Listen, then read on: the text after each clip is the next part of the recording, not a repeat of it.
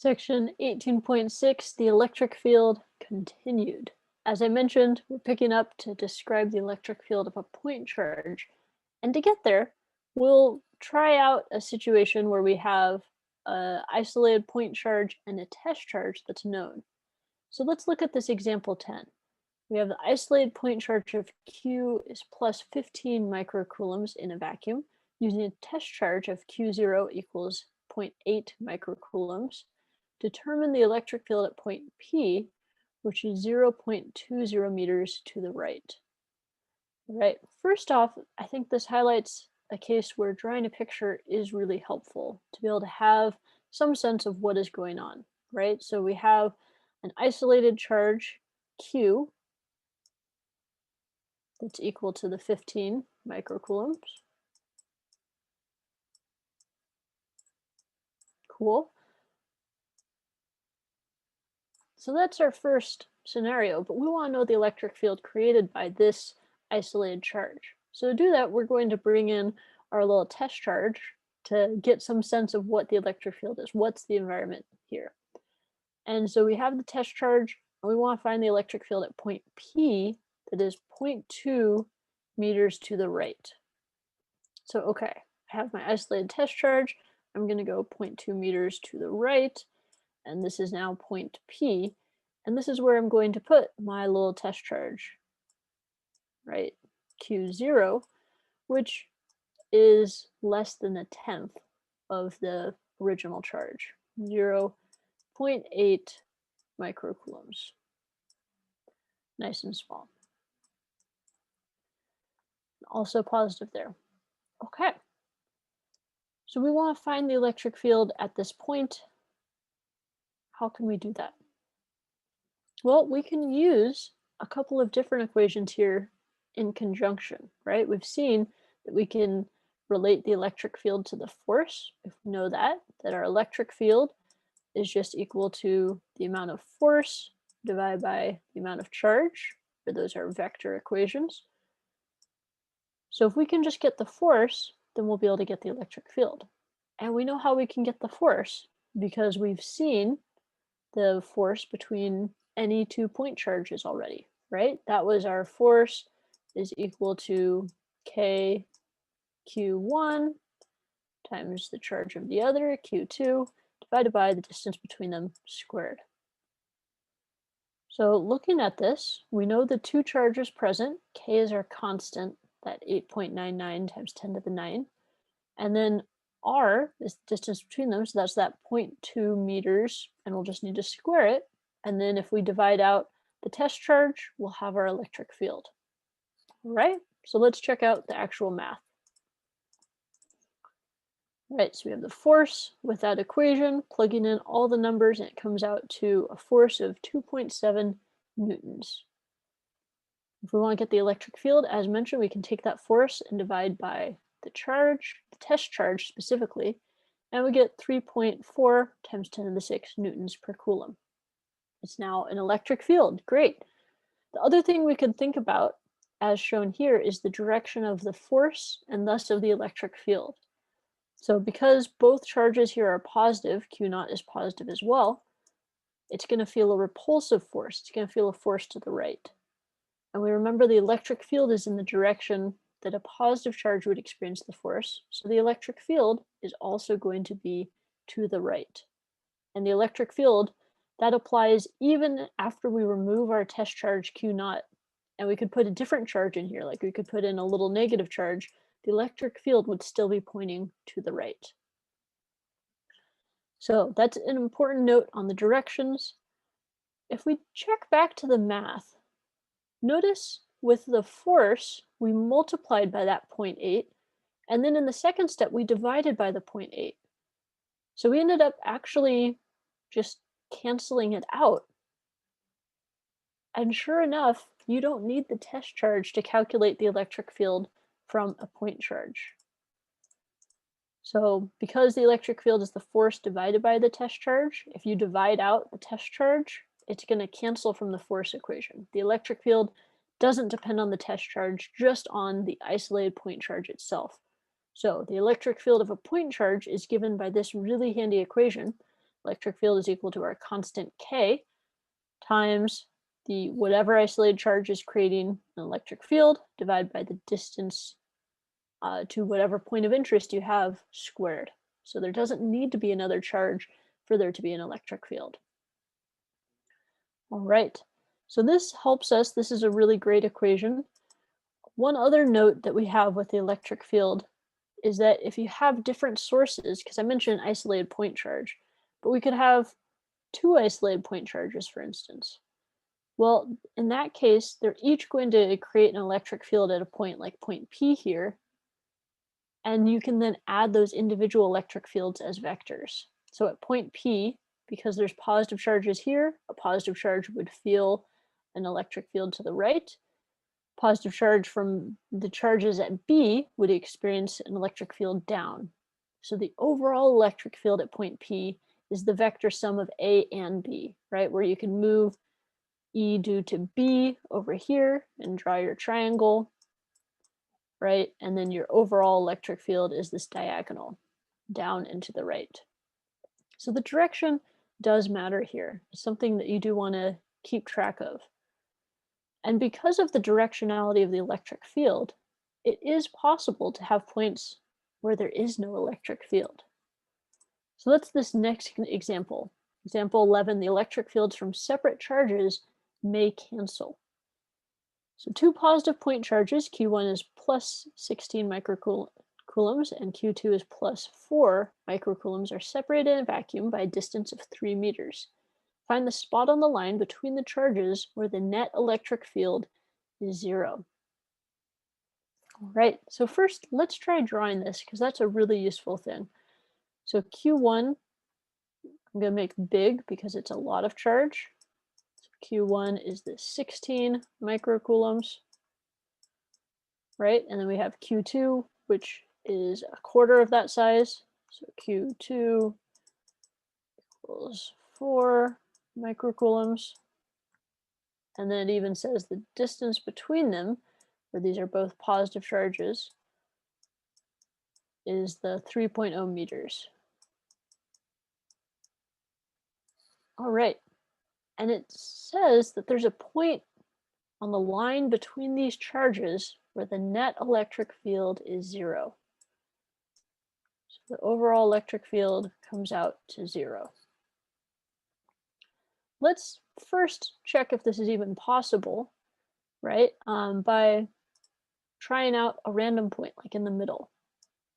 So in the middle, what would the direction of the electric field be due to charge 1? Well, because charge 1 is positive, the electric field would point away from it. So that would be the electric field due to 1. Now, what about due to charge 2?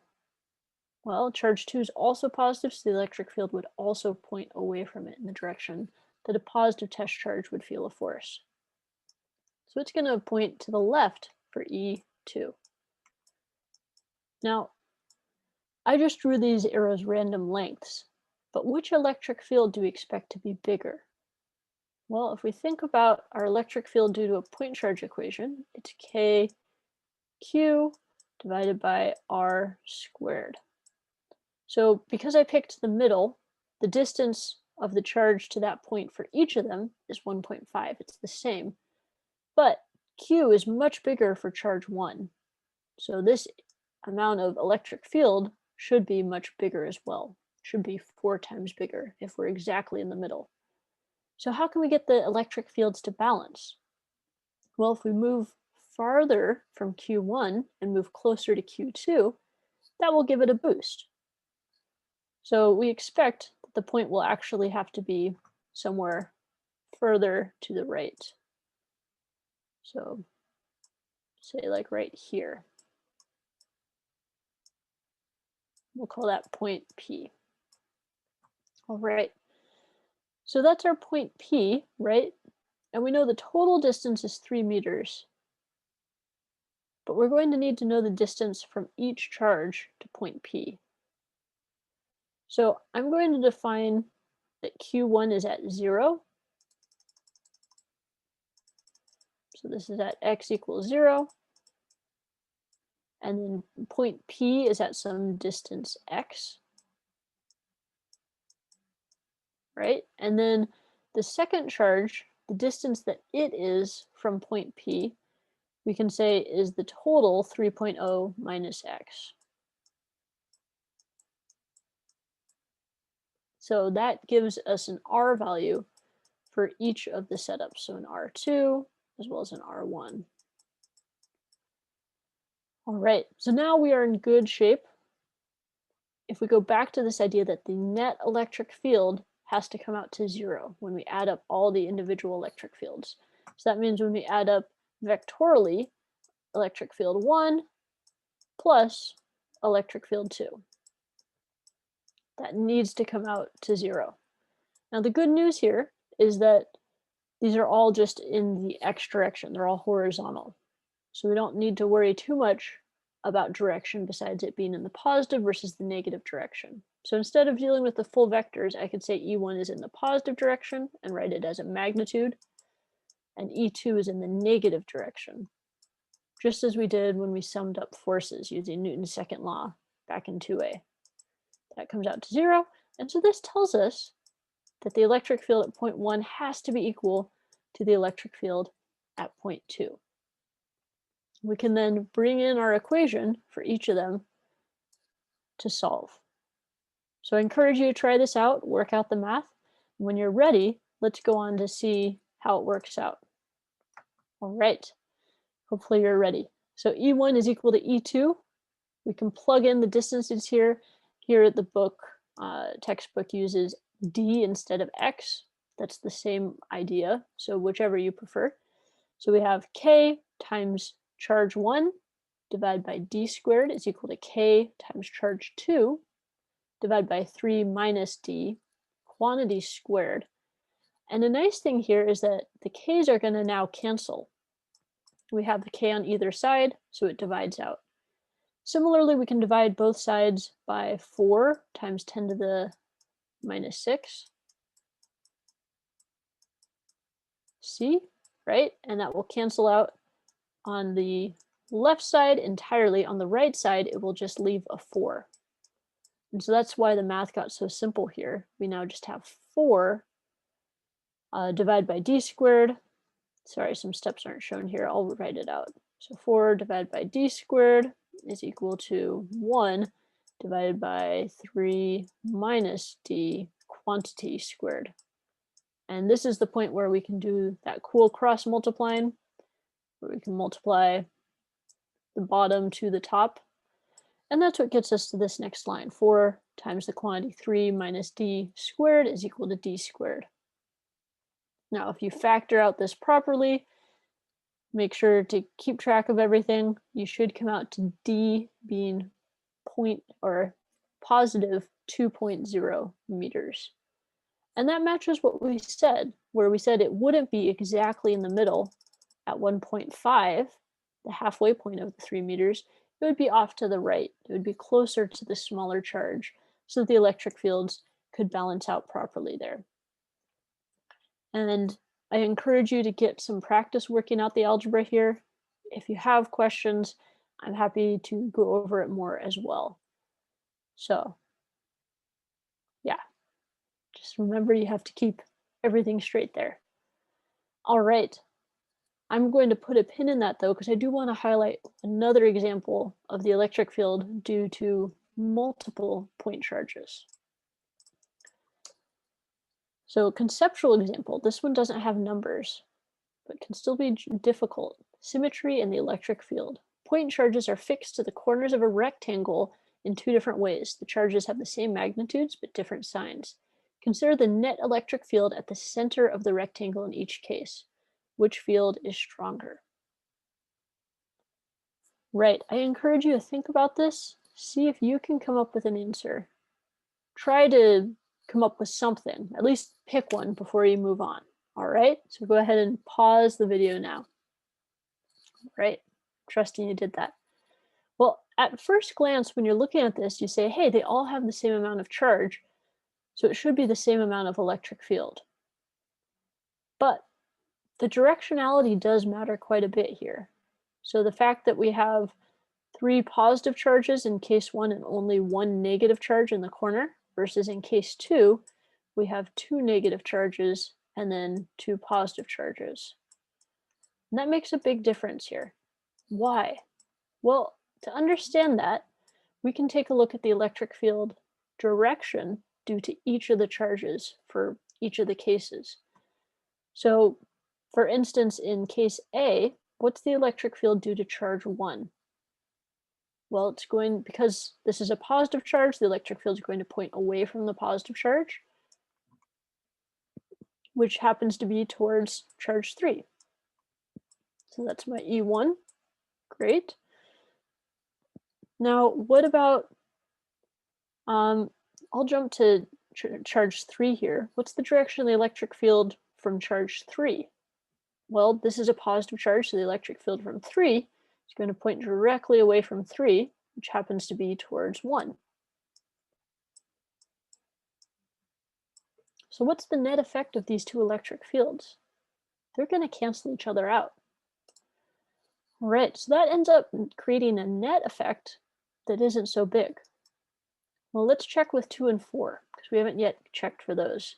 So at point C, what will the direction of the electric field be due to charge 2? Well, this is a -1, so the electric field will be directly towards charge 2. So that is our E2.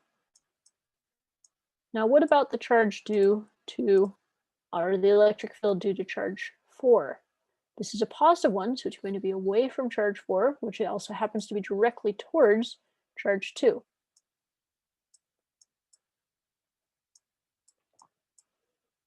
All right.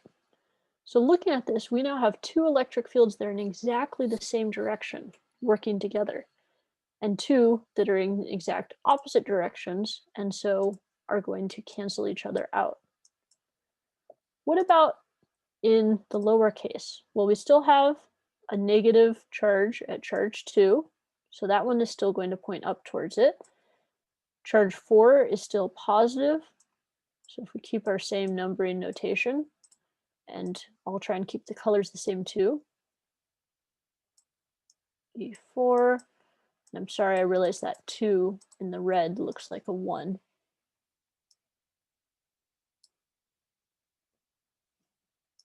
Two is red. Okay. What's different here though? Well, notice now charge 1 has become negative.